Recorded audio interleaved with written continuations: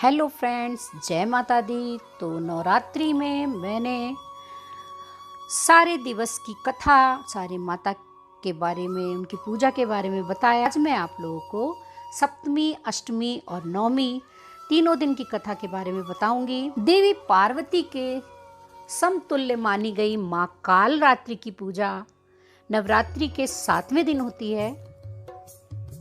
कहा जाता है कि कालरात्रि की पूजा करने से सभी कार्य सिद्ध हो जाते हैं तथा शत्रुओं से मुक्ति भी मिलती है। माँ दुर्गा का 7वां स्वरूप अंधेरे को खत्म करता है। नवरात्रि के 7वें दिन माँ कालरात्रि की पूजा के दौरान इस कथा का पाठ अवश्य करें। एक बार रक्तबीज ने सभी देवताओं का राज्य छीन लिया था।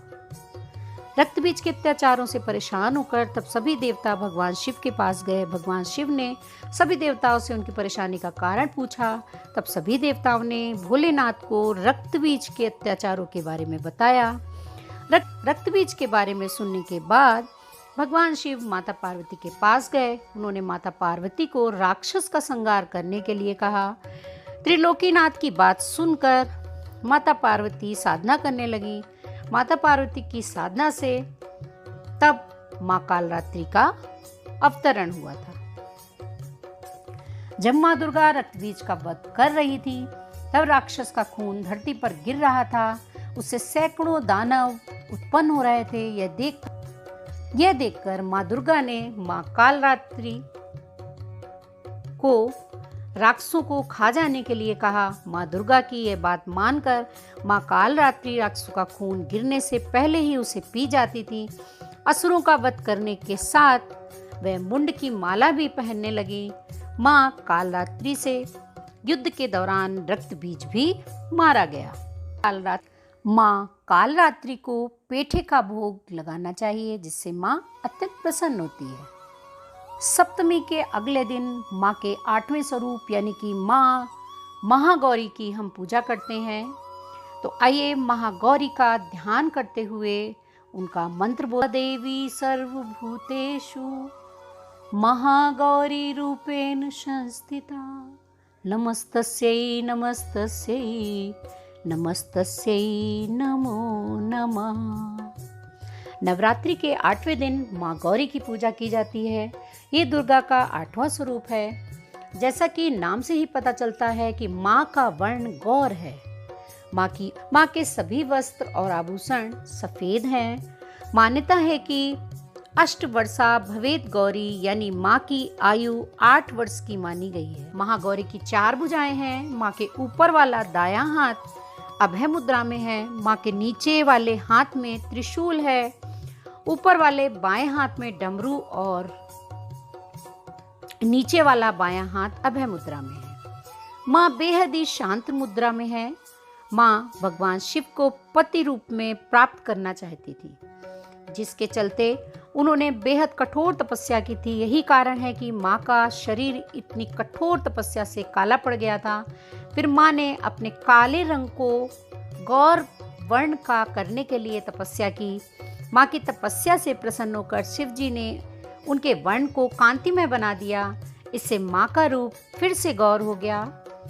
यही कारण है कि माँ के इस रूप को महागौरी कहा जाता है। सच्चे मन और पूरी श्रद्धा से अगर महागौरी की पूजा अर्चना, उपासना, आराधना की जाए तो बेहद कल्याणकारी होता है।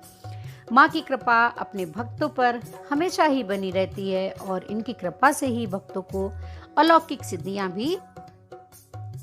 माँ गौरी को नारियल या नारियल से बनी मिठाई का भोग लगाना अत्यंत शुभ होता है। अब मैं आप लोग को माँ के 9वें स्वरूप माँ सिद्धिदात्री के बारे में बताऊंगी और उनकी कथा भी सुनाऊंगी। माँ सिद्धिदात्री भक्तों और साधकों को ये सभी सिद्धियां प्रदान करने में समर्थ हैं। देवी पुराण के अनुसार भगवान शिव ने इनकी कृपा से ही इन सिद्धियों को प्राप्त किया था। इनकी अनुकंपा से ही भगवान शिव का आधा शरीर देवी का हुआ था। इसी कारण वे लोक में अर्धनारीश्वर नाम से प्रसिद्ध भी हुए थे। माँ सिद्धिदात्री 4 भुजाओं वाली हैं। इनका वाहन सिंह है। ये कमल पुष्प पर आसीन रहती हैं।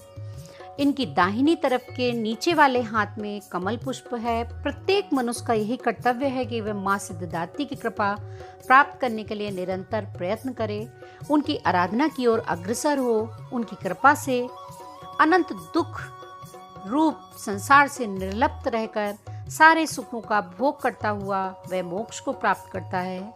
नव दुर्गाओं में माँ सिद्धिदात्री अंतिम है। भक्त दुर्गा पूजा के 9वें दिन उनकी उपासना करते हैं। इस सिद्धिदात्री माँ की उपासना पूर्ण कर लेने के बाद भक्तों और साधकों की लौकिक परलौकिक सभी प्रकार की कामनाओं की पूर्ति हो जाती है। इस परम पद को पाने के लिए उसे अन्य किसी भी वस्तु की आवश्यकता नहीं रह जाती। माँ के चरणों का ये सानिध्य प्राप्त करने के लिए हमें निरंतर नियमनिष्ठ रहकर उनकी उपासना करनी चाहिए।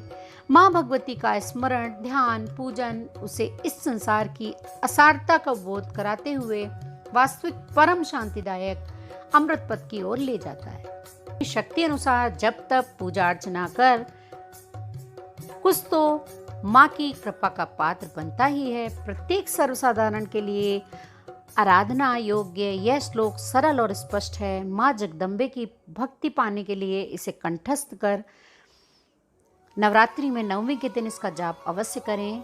या देवी सर्वभूतेषु माँ सिद्धिदात्री रूपेण संस्थिता नमस्तस्यै नमस्तस्यै नमस्तस्यै नमो नमः।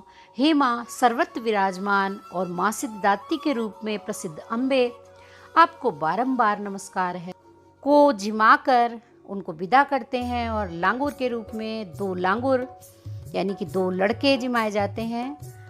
तो कैसी लगी आप लोग को ये जानकारी? अगर आपको थोड़ी भी पसंद आई हो तो प्लीज़ आगे आते रहिएगा, और हमारे चैनल में नए आए हो तो प्लीज़ चैनल को सब्सक्राइब ज़रूर कर दीजिएगा। बहुत अच्छी लगी हो तो प्लीज़ अपने फ्रेंड्स और दोस्तों में शेयर करिएगा और हमें प्रोत्साहन देते रहिएगा। जय माता दी।